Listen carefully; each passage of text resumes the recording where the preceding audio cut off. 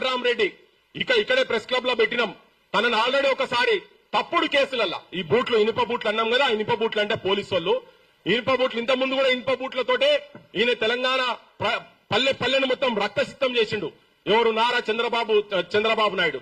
ఇక్కడ కూడా ఒక తప్పుడు కేసుల మీద తీసుకొని పోయి కర్నూలుకు తీసుకుపోయి వెంకట్రామరెడ్డి అని ఒక జర్నలిస్టును ఇటు పక్క ముగ్గురు ఇటు పక్క ముగ్గురు, సార్ రైట్ తోడ మీద ముగ్గురు లెఫ్ట్ తోడ మీద ముగ్గురు కూర్చొని ఇట్లా జూలాలు ఊగినట్టు ఊగి 3rd డిగ్రీ టార్చర్ చేసిండ్రు. 3rd degree torture. ఇది ఆంధ్రాలో కూడా మరి యాక్సెప్ట్ చేస్తారని నాకు తెలియదు. అంటే గింత దానికి ఒక కానూన్ ఉంటది కదా. ఎవరి కానూన్ అది? ఎవరు రాసుకున్న రాజ్యాంగం? ఏ రాజ్యాంగంలో చెప్పిండ్రు నీ సార్ మీద ఇట్లా జెండాకి పెట్టి దానికి బ్రాండ్ వేస్తారు ఏమని ఎవరు చెప్పిండ్రు? వెంకట్రామరెడ్డి అట్లా ఒక అనుభవం జరిగిన తర్వాత మేమందరం ఎక్కడో పోయినాం, ఏదో ఇష్యూ మీద పోయినాం. నేను రఘు శ్రీను మేమందరం మీద ఇష్యూ మీద పోతే అక్కడికి ఫోన్ వచ్చింది. మళ్ళా పోలీసు వాళ్ళు వచ్చిండ్రు నాని ఆ వెంకట్రామరెడ్డి విలేకరిని. అరే ఏమైంది ఏందని చెప్పానంటే ఎఫ్ఐఆర్ లో పెట్టి ఒక బూతు పదం ఎర్ర బుక్కు రాజ్యాంగము అని, ఆ ఎర్ర బుక్కు అనే కాడ ఒక బూతు పదాన్ని యాడ్ చేసి పెట్టిండ్రు. పెడితే మేం ధన్వనాడి వెనక ఆ వీడియోలు చూస్తే అక్కడ ఎర్ర బుక్కే అని ఉన్నది కానీ ఆ బూతు పదం ఎక్కడ లేదు.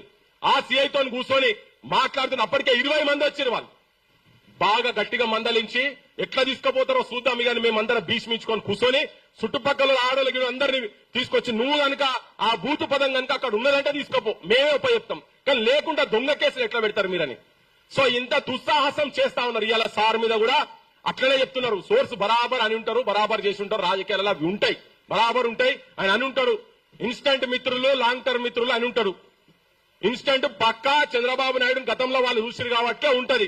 సార్ ఎందుకు ఆగిందో అది తర్వాత సంగతి. కానీ ఒక్కటి మాత్రం ఇంతకు ముందు కూడా చెప్పినాం, చంద్రబాబు నాయుడుకు పవన్ కళ్యాణ్ చెప్పినాం, అయ్యా మా ఇల్లు విజయవాడ లేదు, మా ఇల్లు రాజమండ్రి లేదు, మా ఇల్లు కర్నూలు లేదు, మా గుడిసెలు కూడా లేవాడా, కానీ నీ మొత్తం సర్వస్వం, నీ దందాలు, నీ బిజినెస్లు, నీ అస్తిత్వం మొత్తం ఇక్కడనే ఉన్నది. ఇంతకుముందు వనిజక్క చెప్పింది మీకు అవి కూడా మీ ఏంది ఆధార్ కార్డులు కూడా ఇక్కడే ఉన్నాయని చెప్పి. ఒకవేళ తెలంగాణ కన్నెర్ర చేస్తే మీరు మాడిపోతారు, మషైపోతారు. ఇంతకుముందు చెప్పిన పెండతో కొడతాం మిమ్మల్ని, రాళ్లతో కొడతామని చెప్పిన, కానీ ఇప్పుడు చెప్తున్నా మళ్ళా నీ ఇండ్లు ముట్టడిచ్చుడు కాదు, నీ అస్తిత్వాన్ని మొత్తం బొందబెడతాం, ఇక్కడ కాదు అక్కడ కూడా బొందబెడతామని చెప్పదలుచుకున్నా. మీరు మా జోలికి రాకండి. తెలంగాణ వీణను తట్టి లేపే ప్రయత్నం చేయకండి. రక్తగీతమై రాసుకుంటది. ఆ రాసుకునే దాంట్లల్లా మీరు భస్మం అయిపోతారు రాజకీయంగా అని కూడా చెప్పదలుచుకున్నా. ఏదో ఆవేశంగా మాట్లాడతలేను నేను. నువ్వు తెలంగాణ పదాన్ని అసెంబ్లీలో కూడా అననీయనోనివి, మేము తెలంగాణ తెచ్చుకొని చూపించినాం ప్రపంచానికి. ఇలా మళ్ళా మీరు అదే వైఖరి కనుక ఉండి మా దగ్గర ఉన్నటువంటి మేధావులను, ఏ మేధావు అది మాడబు శ్రీధరణ కావచ్చు, తన మీద కూడా మధ్యలో కొద్దిగా జరిగింది. అది ఎవరన్నా గాని యాదగిరి గారి మీద కావచ్చు, నాగేశ్వర్ సార్ మీద కావచ్చు, ఇంకెవరి మీద కానీ తెలంగాణ మేధావుల మీద, కంచైలే లాంటి వాళ్ళ మీద కూడా ఏమన్నా ఇంటర్నల్ పంచాయతీలు ఉంటే మా పంచాయతీలు మాకుంటాయి. ఎవరైనా ఇక్కడ మేధో సంపత్తి మీద కనుక దాడి కనుక జరిగితే తస్మాత్ జాగ్రత్త. సంఘటితంగా ఉన్నాం, ఒక్క దగ్గరకు వస్తాం, ఒక్క వేదికల మీద కూర్చుంటాం. రాజకీయ పార్టీలను మీరు మత్పరిచి మాయ చేసి భూములు జాగాలు పైసలు ఇచ్చి వాళ్ళని మేనేజ్ చేసినట్టు మమ్మల్ని చేయలేరు. నేను ఇంత ముందు చెప్పిన వెలుగు మాటలా మా సొంటోళ్ళ చెప్పులు కూడా కొనే స్థాయిలో మీరు లేరు. మా చెప్పులు కూడా అమ్మం మీకు అని చెప్పదలుచుకున్నా. మా సంధ్య కదైనా కానీ మా సొంటోళ్ళు ఎవరి కూడా ఉద్యమాలు చేసి ప్రజల పక్షాన నిలబడేటువంటి వాళ్ళవి మమ్మల్ని కొనలేరు. మీరు ఎవరు మీ రాజకీయ వ్యవస్థలో ఉండలేవు. అందుకనే ఇలా ప్రజా పోరాటాలు, ప్రజా సమస్యల మీద కొట్లాడుతున్నటువంటి మా ఓటర్లము చాలా బలంగా ఉన్నాం తెలంగాణలో. మీరు సంపద ఒకరిద్దరిని సంపుతారు కావచ్చు, బెల్లెలత లెక్క గదరల మీద తూటాలు లెక్క మా సొంటలను సంపుతారు కావచ్చు, కానీ దాంట్లోకెళ్ళే ఈ భూమిలోకెళ్ళి మళ్ళా పురుడు పోసుకొని కొత్త తరం వస్తుంది, కొత్త నాయకత్వం వస్తుంది. ఇవాళ ఎవరు అనుకోలే. మా సూర్య కూడా అద్భుతమైన సాహిత్యం రాస్తా ఉన్నాడు, కొత్త ఆలోచనలతో వస్తా ఉన్నారు. చాలా మంది జంజీ బ్యాచ్లలో కూడా ఉన్నారు. ఇటువంటి వాళ్ళతోటి ఇలా పాతికే రంగంలో కూడా కొత్త తరం వచ్చింది. మా రానా సొంటోలు కావచ్చు, బానులు కావచ్చు, నాగేశ్లు కావచ్చు, రాకేష్లు కావచ్చు.